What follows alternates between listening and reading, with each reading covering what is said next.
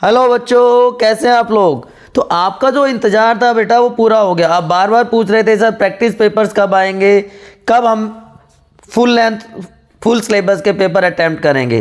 तो आज मैं आपके साथ क्लास 10th का साइंस का पेपर शेयर कर रहा हूँ।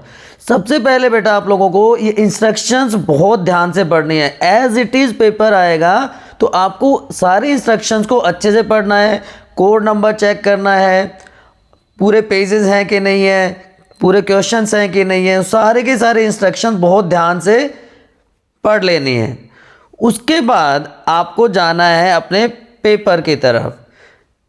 पेपर 3 सेक्शंस में डिवाइडेड है बच्चों। फिजिक्स, केमिस्ट्री, बायो, तीनों अलग अलग पोर्शंस हैं। और जो और कॉमन इंस्ट्रक्शन है, जैसे देखिए यहाँ पे all questions are compulsory, objective questions के सिर्फ आपको ऑप्शंस लिखने हैं, marks of every question is in front of it. तो अब जैसे खंड ए, सेक्शन ए फिजिक्स से स्टार्ट होता है। यहाँ पर एमसीक्यूज हैं। सबसे पहले आपको क्वेश्चन को बहुत ध्यान से पढ़ना है, उसके ऑप्शंस को देखना है। हिंदी और इंग्लिश बाइलिंगुअल दोनों लैंग्वेजेस में पेपर आएगा।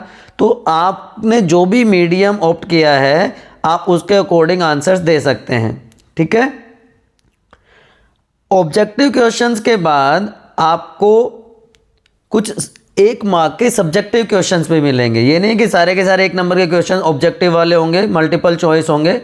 जैसे यहाँ पर है 1 नंबर का क्वेश्चन है लेकिन ये सिंगल सेंटेंस वाला है। अब यहाँ पे फिर से ऑप्शंस के क्वेश्चंस आ रहे हैं।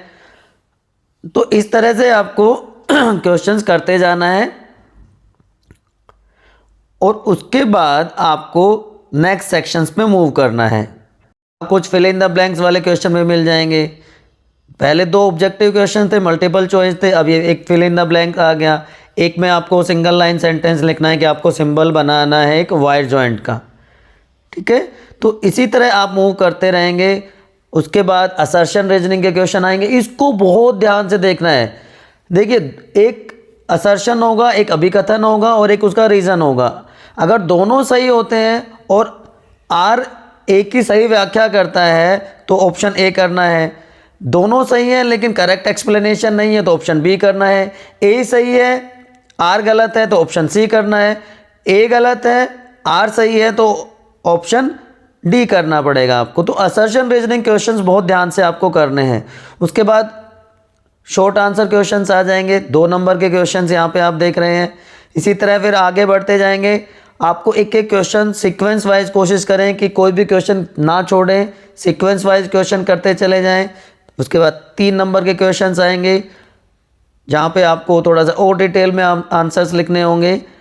एंड फाइनली आपको सेक्शन ए के लॉन्ग आंसर टाइप, जिसको हम डिस्क्रिप्टिव टाइप क्वेश्चंस भी कहते हैं, 5 नंबर वाले क्वेश्चन, वो आपको अटेम्प्ट करने होंगे। सारे आंसर करने के बाद सेक्शन ए को एक बार आप चेक कर लें दोबारा से, कहीं कोई गलती तो नहीं होगी। आप एक बार श्योर हो जाएं तो आप सेक्शन बी की तरफ बढ़ सकते हैं। सेक्शन बी में भी सिर्फ उसी तरह से आपको क्वेश्चंस करते जाना है। 5 नंबर के क्वेश्चंस में आपको ऑप्शंस भी मिलेंगे। तो जहां पर आप ज़्यादा श्योर हों, ज़्यादा कंफर्टेबल हों, उस क्वेश्चन को पॉइंट वाइज फॉर्म में अटैम्प्ट करें। अब आ जाते हैं सेक्शन बी पर। सेक्शन बी में केमिस्ट्री के क्वेश्चंस हैं।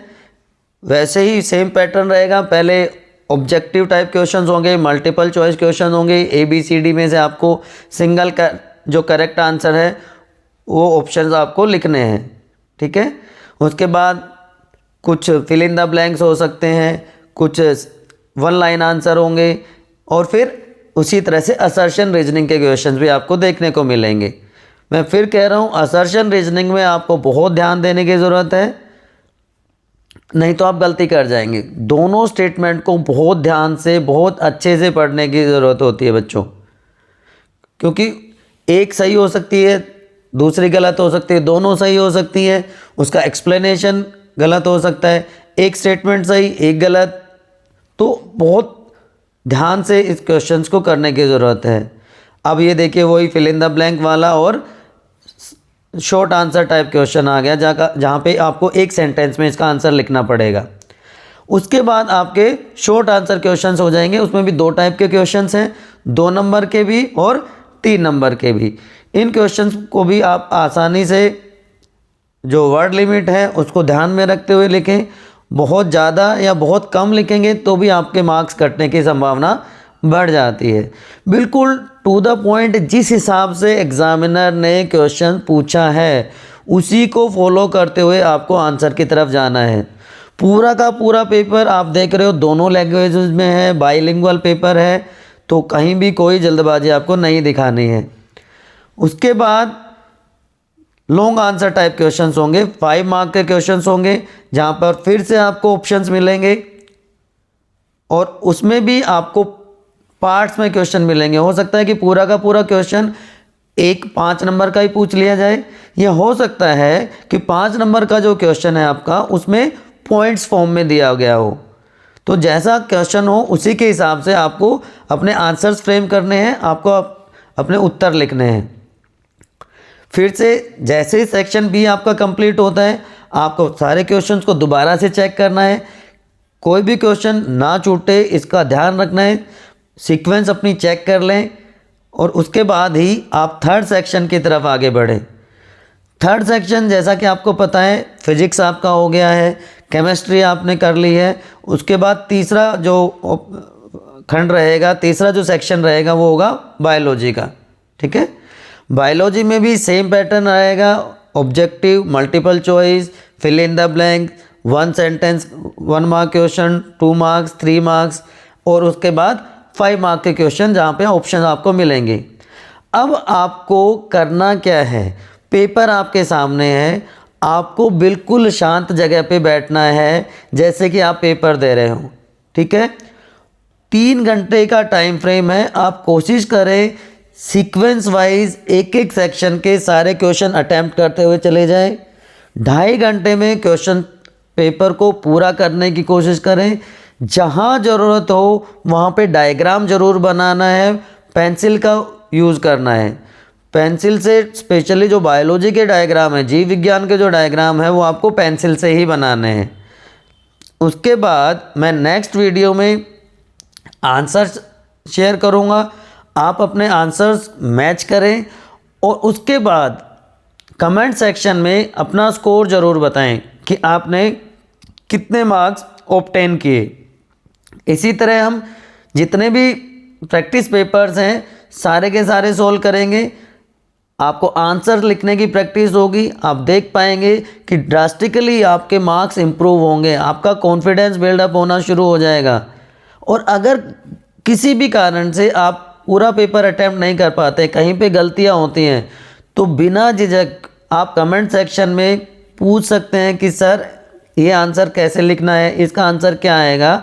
और इवन आप अपनी आंसर शीट से मतलब जहाँ पे आपने पेपर किया है वो पेजेस उसकी PDF बनाकर भी मुझे सेंड कर सकते हैं मेरे चैनल पे, बायोनीति पे जो टेलीग्राम चैनल है वहाँ पर। तो मैं आपको करेक्शन करके भी सारे आंसर्स करेक्ट फॉर्म में आपको बता दूंगा और आपका कितना स्कोर रहा, आपने कितने मार्क्स ऑब्टेन किए हैं वो भी आपको बता दिया जाएगा।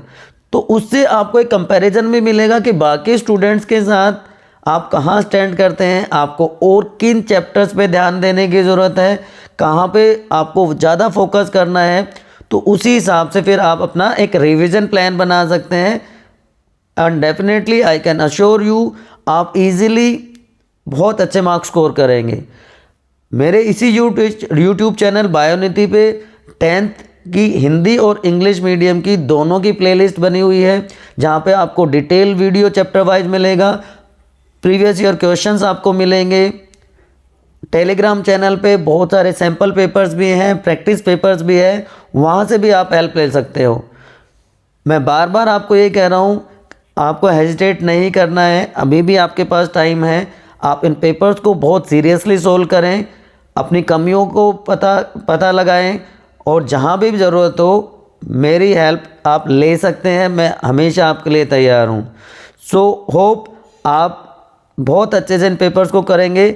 Looking forward for your feedback, आप कमेंट सेक्शन में बताइए और नेक्स्ट वीडियो का वेट कीजिए जिसमें मैं सारे के सारे आंसर्स आपको डिटेल बताने वाला हूँ।